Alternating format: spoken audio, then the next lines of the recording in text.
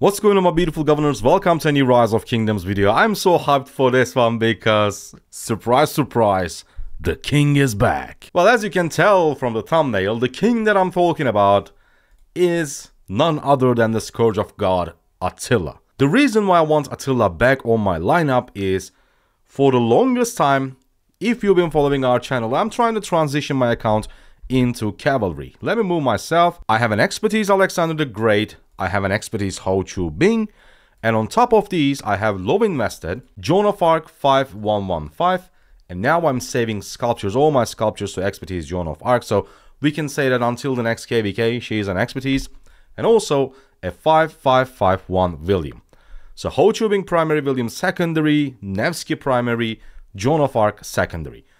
These are my current cavalry marches, and I think those are the best marches in the game. Best cavalry marches in the game at this moment of time. And on top of that, of course, you cannot tell yourself a troop main unless you have 3 marches from that troop type.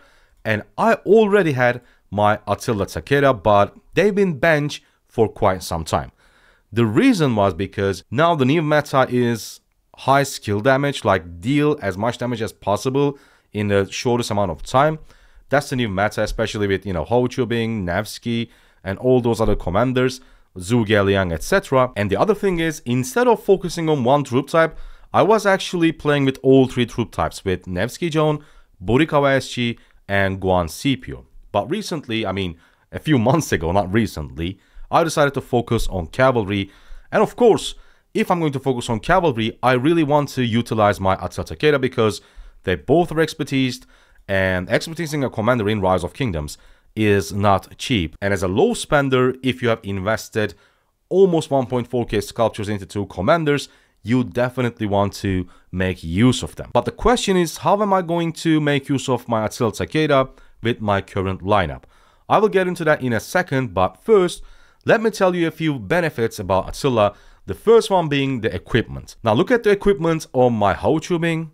Perfect in my opinion. Like, I know I don't have any special talents other than Ash of the Dawn, but I think special talents, you really want to chase special talents if you're a Vale, like a huge spender, and you are launching rallies or leading garrisons.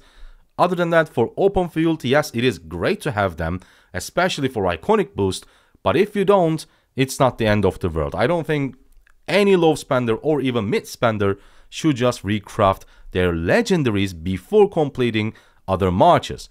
My second gear on my Nevsky is also, in my opinion, again pretty decent, nowhere close to this one, but I think it's an amazing budget gear for any cavalry march. However, Attila Takeda, they don't even require this type of equipment. They don't even need that one, let alone this one. The reason is, number 1, they are so tanky. Number 2, they deal ton of counterattack damage. And number 3, most players will avoid hitting your Attila when you have all those high skill damage marches on the field. So they're definitely not a priority target. And when it comes to damage, so what equipment does is, it increases your damage and increases your survivability. So Attila Takeda already have great survivability, and in the first place, they don't even take that much damage because people are not targeting them. And when it comes to benefiting from your equipment for dealing damage, and this also answers how I'm going to use my Attila Takeda on my current lineup, is that I don't expect them to deal much damage. That is not the purpose that I'm going to use them. What I'm going to do with my Attila Takeda is going to be just purely debuffing the enemy that I'm targeting so that I can take it down as fast as possible with my Ho Chu Bing William, Nevsky Joan, Burikava SG if I'm using it, or Guan Scipio if I'm using an infantry march, an extra infantry march. So the purpose of Attila Takeda is simply just debuff. And how we're going to do that, besides their skills of course, is mainly going to be accessories. But before that, I know we just talked about the equipment, but I forgot to mention one important thing. Back in the day, when I was just an amateur, I thought that Attila Takeda will always be the most annoying and the best cavalry march in the game. Well, it might still be the most annoying, however it's certainly not the best. But because I thought that way, I crafted these 2 legendary pieces, Warhelm of the Hellish Wasteland and Armband of the Hellish Wasteland. And unfortunately these 2 doesn't have a place in your absolute best endgame cavalry equipment. You want Pride of the Khan, you want Navarre's Control for the glows. So those two items are also my endgame goal for my Nevsky March.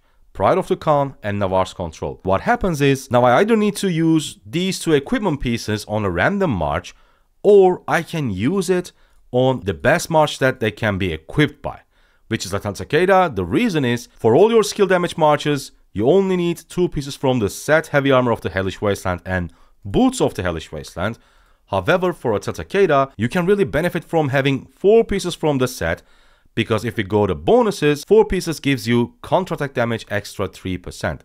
That was the whole reason in the first place why I crafted Warhelm of the Hellish Wasteland and Armband of the Hellish Wasteland, but I don't need those anymore unless I again start using my Attila Takeda.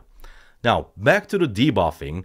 As I said, the way we are going to debuff the enemy is mainly going to be accessories. I do already have a concealed dagger to debuff the health of the enemy, and in my opinion what I'm missing is not a Ring of Doom, not a Vengeance, not a Horn of Fury, but it is actually a Mora's Web to debuff the defense of the target on top of HP. And as you can see, we are able to quick forge a Mora's Web, and that's exactly what we are going to do to put this on our Attila Takeda, because as I've explained, I think accessories on this march specifically are way more important than your regular equipment, because they can work, Attila Takeda can work with pretty much anything, and that's what I love about them. For the helm, Expedition Warhelm is just perfect. Chest, we can simply go for infantry breastplate, and for gloves, a simple windswept bracers.